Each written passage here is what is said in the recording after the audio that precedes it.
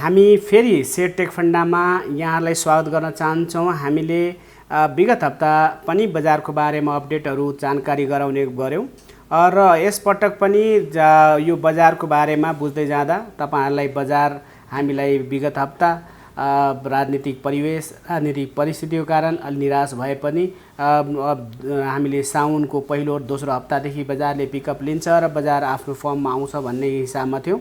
बजार त्यही गतिमा गइरहेको अवस्था छ। तपाईहरुलाई थाहा छ बीचमा अलिकति बजारले ट्रेन्ड बदलिला भन्ने अवस्था पनि देखियो, तर बजारले फेरि रिकभर गरेर बजारमा चाहिने ट्रेन्ड बढ्ने अवस्था देखिन्छ। समग्रमा बजारलाई जे जस्तो देख्छौं त्यही हिसाबमा तपाईहरुलाई हामीले भन्ने गर्छौं। यसमा हाम्रो कुनै पनि किसिमको चाहिने आफ्नो व्यक्तिगत या आफ्नो लगानीको हिसाबमा कुनै पनि धारणाहरू तपाईहरु समक्ष होइन। बजारमा जस्तो ग्राफ छ त्यसलाई त्यही हिसाबमा प्रस्तुतिकरण गर्ने गर्दछु र तपाईहरुले नै बजार बढ्छ या घट्छ भन्ने कुरा तपाईहरु स्वयं आफै कमेन्ट्स मार्फत गर्नुहोला, लाइक गर्नुहोला, सब्स्क्राइब गर्नुहोला। त्यहीबाट पनि थाहा हुन्छ बजार के हुन्छ र समग्रमा बजारको बारेमा एउटा धारणा चाहिने हामीले टेक्निकल इन्डिकेटर्सहरुलाई हेरेर एउटा सकारात्मक या नकारात्मक कस्तो दृष्टिकोण बन्छ भन्ने हिसाबमा हामीले बजारको आकलन अनुमान चाहिने गर्ने गर्दछौं। नेप्सेलाई हामीले हेर्दा नेप्से 3004.31 मा चाहिने बन्द भएको अवस्था देखिन्छ। 18.75 पोइन्टले चाहिने बजार चाहिने सकारात्मक देखियो र सेन्सिटिभिटी 562 मा 4 पोइन्टले चाहिने सेन्सिटिभिटी पनि सकारात्मक देखियो। सेन्सिटिभिटी र नेप्से दुईटै सकारात्मक छन्, हरियो छन् र साथमा लगभग टर्नओभरलाई हेर्दा 11 अर्ब भन्दा माथिको कारोबार भएको देखिन्छ भने 5 करोड लगभग 59 लाख बराबरको ट्रेडेड संख्या पनि बढेको अवस्था देखिन्छ शेयर संख्यामा कारोबार। त्यस्तै हामी ट्रान्ज्याक्सन हेर्दा लगभग 1,14,772 हिसाबमा ट्रान्ज्याक्सन पनि देख्छौं। त्यस्तै हामी लगभग 222 वटा कम्पनीको कारोबार देख्छौं। नेप्सेलाई बिहान हेर्दा एक दिनको हिजो बिहीबारको कार्यक्रम हेर्दाखेरि बिहान बजार तल झर्ने क्रम बढेको थियो र जुन बढ्ने मुभमेन्ट अलि उकालो धेरै नै भयो र बढ्छ नै अति धेरै बढ्छ भन्ने हिसाबमा 3018 को बिन्दुसम्म गएको अवस्था देख्छौं। त्यहाँबाट बजार सामान्य हिसाबमा बजार तल झरेर बजारले फेरि बढ्ने क्रम देखाएर बजार चाहिने अन्तमा हरियो भएर बजार सकारात्मक भएको अवस्था छ। साथीहरु, यसरी हामीले बुझ्दै गर्दा बजारमा नेप्सेको जो हामीले देख्यौं नेप्सेको फ्लोट सेन्सिटिभिटी र चाहिने नेप्सेको स्वयं इन्डिकेटर्स यो सबै हरियो देखिएको अवस्था पनि छ। तर बजारमा केही ट्रेडिङ होटल्स र डेभलपमेन्ट ब्याङ्क्स रातो देखिए। म्यानुफ्याक्चरिङ अदर्स र अन्य सेक्टर तथा माइक्रो फाइनान्स र लाइफ इन्स्योरेन्समा हल्का रातो देखिएको छ। तर त्यसपछि फाइनान्स, हाइड्रो पावर र नन लाइफ चाहिने हरियो देखिन थालेको छ। तर ब्याङ्किङमा अलिकति ब्याङ्किङ र फाइनान्समा प्रेसर बढी आएको बाई प्रेसर बढी देखिएको समग्रमा हामी देख्छौं। म्युचुअल फन्डमा 5%।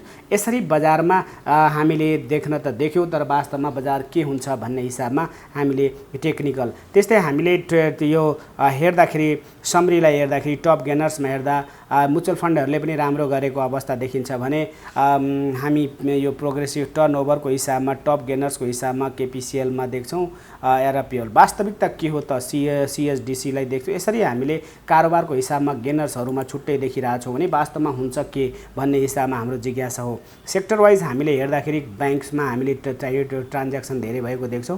त्यस्तै हाइड्रो पावर र बैंक्समा चाहिँ ट्रान्ज्याक्सन बढी भइरहेको छ। अर्थात यसबाट के पुष्टि हुन्छ, कतै बैंक र हाइड्रो पावरमा फेरि आको त होइन प्रेसर भन्ने हिसाबमा तपाईहरुलाई छ। त्यस्तै हामी डेभलपमेन्ट ब्याङ्क्स र चाहिने नन लाइफमा पनि कारोबार भएको देख्छौं भने अन्यतिर अलिकति इन्ट्रेस्ट कम भएको अवस्था हामीले सेक्टर वाइज हेर्दाखेरि समग्रमा देख्छौं। अब एनुअल ट्रेडिङ भएको वार्षिक हिसाबमा पनि हेर्दा नबिल, एनआईबी, एससीबी यिनीहरुमा चाहिने धेरैको कारोबार भयो, तर बजारको रूपरंग एनआईसीएससी, एमबीएल, ईबीएल यी चीजहरुमा शेयरमा धेरै कारोबार भएको देखिएको हो। तर समग्रमा हामीले सेक्टर वाइज समरी यसरी बुझ्दै जाँदा हामी देख्छौं कि हाइड्रोमा र चाहिने बैंकिङ सेक्टरमा त्यसपछि नन लाइफमा हल्का र डेभलपमेन्ट ब्याङ्क्समा केही कारोबारहरू राम्रो कारोबार भएको अवस्था देखिन्छ। साथीहरु, यसरी हामीले हेर्दै जाँदा अब हामी बजारमा यो हप्तामा सबैभन्दा राम्रो चाहिने कम्पनीमा कुन बैंक चाहिँ राम्रो भयो भन्ने हिसाबमा पनि हामीले बुझ्न जरुरी छ। ट्रेडको हिसाबमा भोल्युमको हिसाबमा हामीले कम्पनी वाइज हेर्दै जाँदा हामी देख्छौं कि लक्ष्मी इक्विटी फन्डमा लगभग धेरै अलिकति भोल्युम 17.66 हिसाबमा बढेको छ। भने Global IME scheme 1 LUK SMF mutual फन्डमा पनि प्रेसर मानिसको इन्ट्रेस्ट हाम्रो बायरको इन्ट्रेस्ट बढेको देखिन्छ। तर ब्याङ्किङ सेक्टरलाई हामीले समग्रमा त्यो म्युचुअल फन्ड बाहेकको हेर्दा ब्याङ्कमा चाहिँ अलिक प्रेसर बढी छ र यसको पर्सेन्टेज पोइन्ट अफ चेन्ज पनि बढी छ। असामान्य हिसाबमा बजारको मान्छेको बायरको चाप चाहिने ब्याङ्कतिर र हाइड्रोतिर गएको अवस्था यहाँ हामीसम्म देख्न सक्छौँ। त्यस्तै हामीले ब्याङ्कलाई यसरी विचार गर्दै जाँदा हामी देख्छौँ कि हामीले बजारमा एडिबिएलमा राम्रो देखेको छौँ। त्यस्तै हामी एडिबिएलमा चाहिँ राम्रो ग्रोथ भएको अवस्था छ। कस्तो छ अहिले ग्राफ पनि हेरौँला। त्यसले एनबिएललाई पनि हामीले विचार गर्नुपर्ने हुन्छ र बजारमा एसबिएल पनि छ, एनएचपिसी पनि छ, एनजिपिएलमा राम्रै भएको अवस्था देखिन्छ। यसरी हामीले भोल्युम वाइजमा ब्याङ्कमा चाहिने छ। त्यस्तै हामीले एनएमबी ब्याङ्क भन्छ, एनआइबी त्यो कारोबार छैन अहिले, तर एनएमबी ब्याङ्कको चाहिने हामी देख्छौँ समग्रमा चाहिने पनि लगभग 2.5ले वृद्धि भएको अवस्था देख्छौँ। यसरी साथीहरू हामी एमबिएलमा पनि देख्छौँ, मेगामा देख्छौँ, एनआइसी एसियामा देख्छौँ। यी समग्रमा मेगा एनआइसी एसियामा हामीले बजारको चाहिने प्रेसर देख्छौँ। यसरी हामी बजारको बारेमा बुझ्दै जाँदा बजारमा चाहिने भोल्युम क्रिएट भएको अवस्था देख्छौँ र बजारमा भोल्युम यी सेयरहरूमा भए पनि वास्तवमा सेक्टर वाइज पनि हामीले हेर्दै जाँदा सेक्टर वाइज हेर्दा पनि हामी बुझ्न सक्छौँ। यसरी हेर्दा समग्रमा ब्याङ्क सेक्टर चाहिने धेरै हरियो भएको र अलिकति वृद्धि राम्रै वृद्धि चाहिने ब्याङ्किङ सेक्टरमा भएको अवस्था हामीले देख्न सक्छौँ।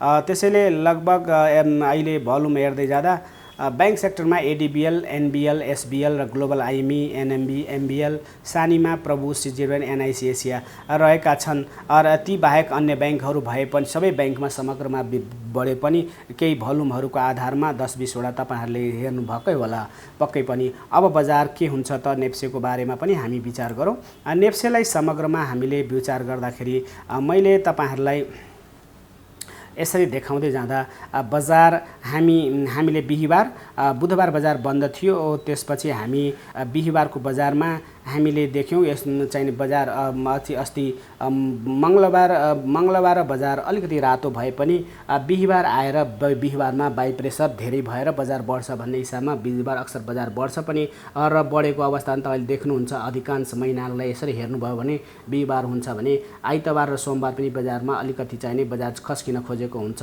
आइतबार, सोमबार र मङ्गलबारको बजारमा 4 दिन कारोबार हुँदा हामीले आइतबारमा धेरै नै भोल्युम बजार बढ्छ भन्ने अनुमान गरेर छोडेको बजारमा समग्र बजार बढ्यो। तर सोमबार मङ्गलबार चाहिने बजारमा सामान्य स्थितिमा भएर बजार रहेपछि यसले एउटा करेक्सनको माहौल वातावरण बनेको अवस्था देखिन्छ भने बिहीबार बजारमा बाई प्रेसर धेरै भएको अवस्था छर्लङ्ग हामी देख्छौँ। र अहिले हामी सबै क्यान्डललाई सबै चिजलाई विचार गर्दै जाँदा बजारमा सानो ब्रेक भएर बजार उठ्ने हिसाबमा देखिएको यहाँ हामी सजिलै हेर्न सक्छौँ।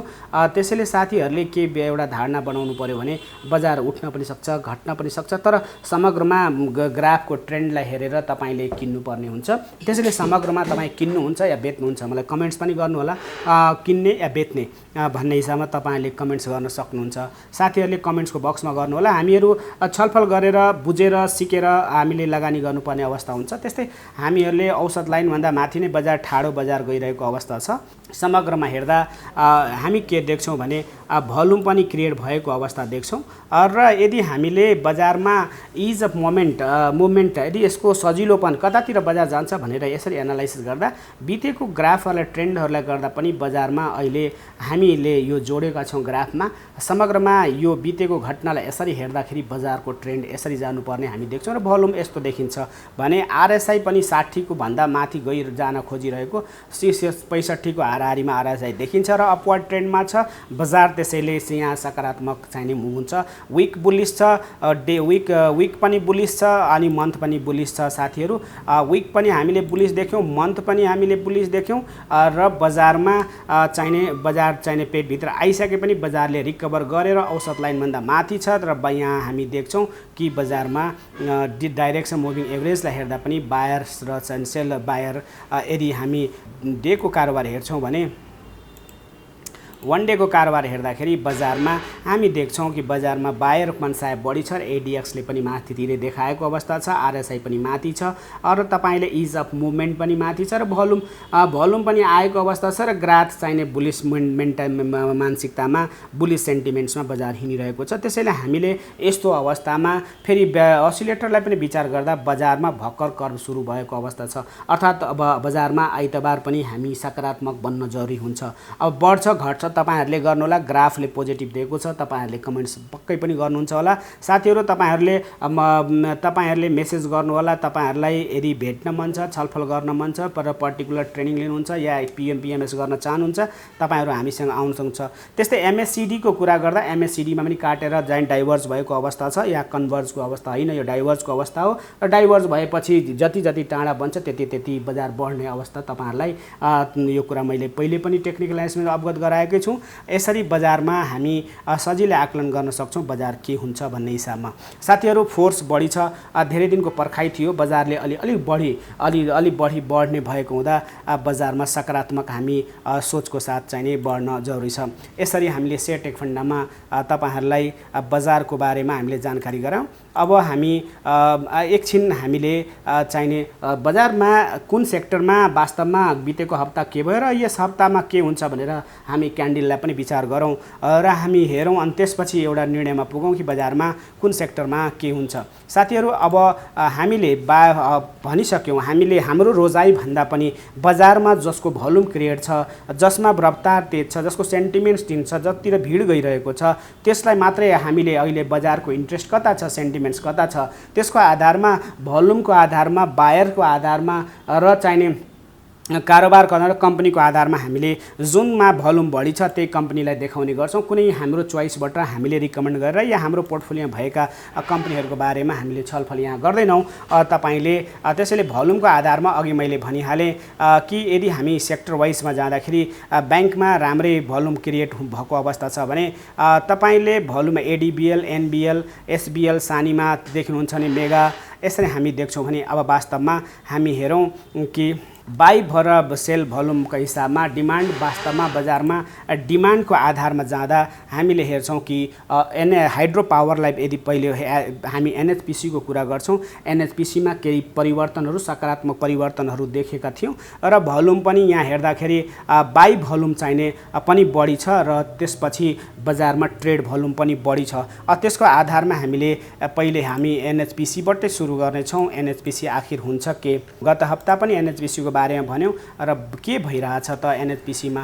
साथीहरु हामीले देख्छौँ एनएचपीसी को ग्राफमा, यसरी हामीले ग्राफलाई हेर्दै जाँदा हामी देख्छौँ कि बजारमा यो बिहीबारको दिनमा बायर र सेलरको बाई पनि भयो, तलतिर पनि गयो, तर बजारमा बाई प्रेसर यति भयो कि बजारमा बजार अप ट्रेन्डमै रह्यो र बजारमा 2 दिन चाहिने बजार निरन्तर अप ट्रेन्डमा गइरहेको बजार कतै रातो हुने डर बेचौं भन्ने थियो। अर्थात् मानिसले केही उच्च बिन्दुमा शेयर खरिद गरेका अवस्था छ र अहिलेको न्यून बिन्दुबाट बजार सुरु भएकोले बजारमा प्रॉफिट बुक गरेर निस्किहाल्ने के हो भन्ने सर्ट टर्म ट्रेडर्सको यहाँनिर रणनीति फेल भएको अवस्था देखिन्छ र बजारमा बायर्सले तपाईको लगभग 330 भन्दा माथिको बिन्दुमा खरिद भएकोले 2094 देखि बिन्दुदेखि यहाँ हामी 281 को बिन्दुमा झरेको बजार आएर फेरि बाई सेलको हिसाबमा हिजो 229 सम्म छुन लागेको अवस्था देखिन्छ। यहाँबाट बाई प्रेसर छ, मार्केटको ट्रेन्ड सकारात्मक देखिन्छ। त्यसैले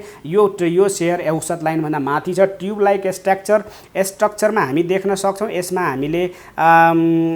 हामी ट्युब लाइक स्ट्रक्चर पनि देख्न सक्छौं बजारमा, र बजारमा ट्युब लाइक एउटा स्ट्रक्चर छ, रेक्टेंगल स्ट्रक्चर छ र बायर मनसाय पोजिटिभ छ र बजारमा केही सकारात्मक चेन्ज भएकोले एनएचपीसी पनि हामी सकारात्मकै बन्नुपर्ने अवस्था देख्छु। त्यस्तै यसको आरएसआईहरु सबै चीजलाई विचार पनि गर्दा तपाईले हेर्नुभयो भने भोल्युम पनि त्यति आइ नसकेको हुँदा बजार चाहिने स्थिर अवस्था छ। त्यसैले यो छ, त्यसैले आरएसआई पनि सकारात्मक ट्रेन्ड हुन लागेको अवस्था देखिन्छ। यसले सपोर्ट 60 लाई काट्न लागेको अवस्था देखिन्छ र बजार चाहिने ठिक्क टाइम छ बाई गर्ने हिसाबमा त्यस्तो देखिन्छ। तर तपाईले किन्नु बेच्नु तपाईको आफ्नो विवेकले गर्नु होला। यो हाम्रो दृष्टिकोण हो बजारलाई बुझ्ने र बुझाउने। हामीले त्यसैले यसरी हामी जाँदा बजारमा हामी देख्छौँ कि फेरि सुरुवात असिलेटरलाई विचार गर्दा कर्व सुरु भएको अवस्था देख्छौँ। साथीहरू, हामी यो थियो NHBC को बारेमा। अब हामी NHBC पछि हामी आउँ अर्को ग्राफ हामीले हेरौँ। NHBC पछि हामी हेर्न सक्छौँ NBL को बारेमा बुझ्दै जाँदा हामीले NBL को बारेमा हेर्दा साथीहरू, तपाईँ हामी जहिले पनि यो यसरी हेर्छौँ, निरन्तर बजार मासतिर बढेको अवस्था छ र ब्रेकआउट दिएर बजारले जुन हिसाबमा रफ्तारमा NBL बढेको छ त्यसले हाई डिमान्डको अवस्था देखिएको छ र बजारमा फ्लक्चुएसन देखिन्छ। NBL मा पनि बजार चाहिँ नि बढ्ने अवस्था देखिन्छ।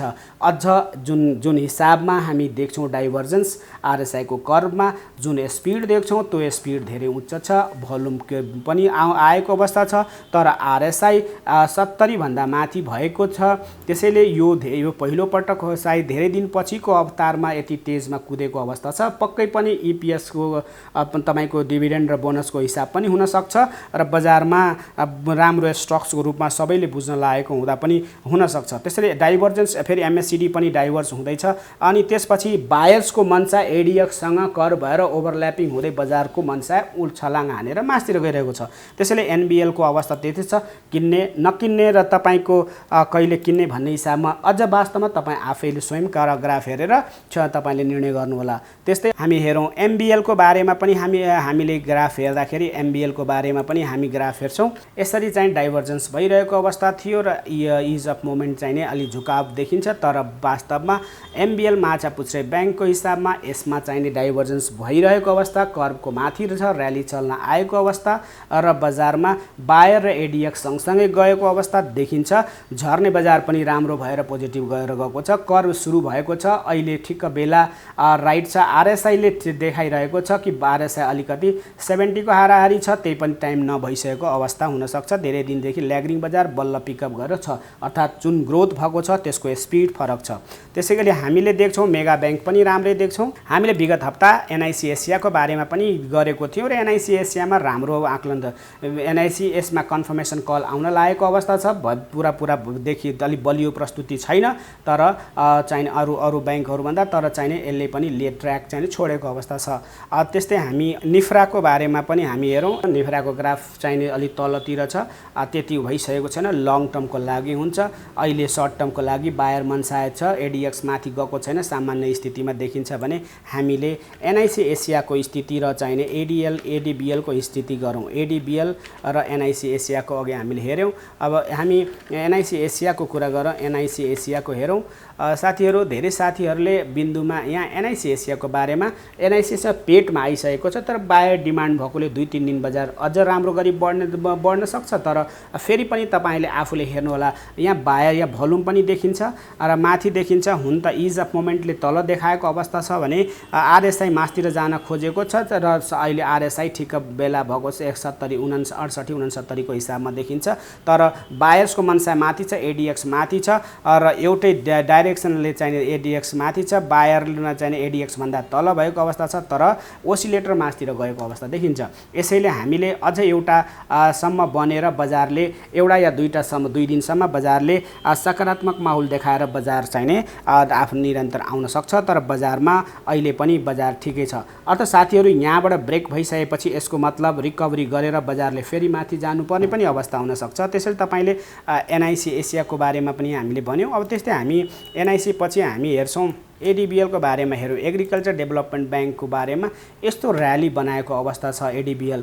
तपाईँ हामीले अनुमान गर्न सक्छौँ ADBL को यसरी र्याली बनाउँदा अलिकति हल्का चाहिँ हामीले बिहिबार यस्तो भयो, बुधबार बजार बन्द थियो, मङ्गलबार हामी यस्तो देख्छौँ र सोमबार यसरी छ आइतबारदेखिको बजारले जुन रफ्तारमा पोइन्ट चेन्ज भएको छ ADBL मा र अझै जुन हिसाबमा मनसा बढ्ने देखिन्छ र बजार अहिले चाहिँ ADBL सायद 600 भन्दा माथिको बिन्दुमा जसरी पुगिसकेको अवस्था थियो, त्यसैले अब ADBL को उच्च छ। यसरी हामीले हेर्दै जाँदा हामी देख्छौँ के भने एसबिएल पनि हामीले साथीहरू प्रेसर देख्यौँ, एसबिएलमा पनि केही प्रेसरहरू देख्यौँ, एसबिएल पनि देखेको छौँ। त्यसैले एसबिएलमा पनि तपाईँहरूले हेर्नुहुन्छ यस्तो छ, अर्थात् समग्र ब्याङ्किङ सेक्टरलाई नै विचार गर्यो भने अब हामी सेक्टर वाइज हेर्दा ब्याङ्किङ सेक्टरमा हेर्दाखेरि नै हामी देख्छौँ कि बजारमा जुन हिसाबमा कर्भ छ यसले डाइभर्जेन्स धेरै देखिन्छ र चाहिने आरएसआई पनि धेरै देखिन्छ, भोल्युम पनि आएको देखिन्छ। हरेक कर्भले सकारात्मक ब्याङ्किङ सेक्टरमा यो पटक राम्रो देखिएको अवस्था देखिन्छ।